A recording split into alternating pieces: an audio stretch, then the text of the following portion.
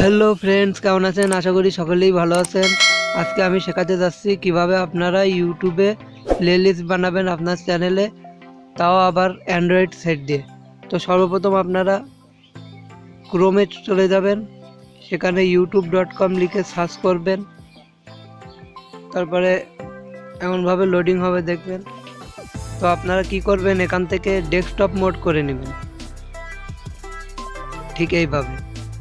তারপরে এখানে দেখতেই পাচ্ছেন লোডিং হচ্ছে, একটু অপেক্ষা করতে হবে।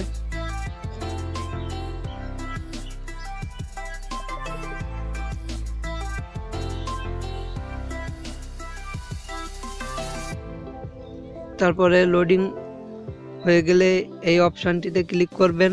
তারপরে এখানে ইউর চ্যানেল বলে একটু অপশান আছে, সেখানে ক্লিক করবেন।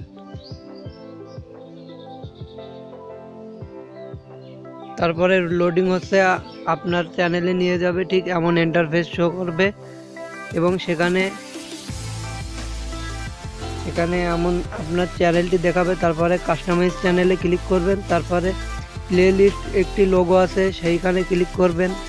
তারপরে এমন ইন্টারফেস শো করবে এবং এখানে আপনার প্লেলিস্টে চলে এসেছেন আপনি। এবং এইখান থেকেই নিউ প্লেলিস্টে ক্লিক করবেন এবং এখান থেকে প্লেলিস্টের টাইটেল দিতে পারবেন। তো আমি একটি টাইটেল দিয়ে দিচ্ছি আমার প্লেলিস্টের।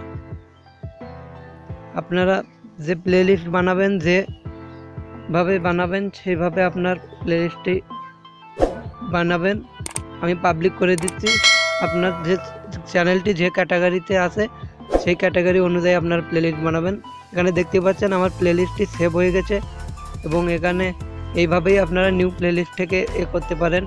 এখানে দেখতে পাচ্ছেন ফোন রিভিউ নামের একটি প্লেলিস্ট আমি এখন সেভ করেছি, সেটি এখানে শো করছে।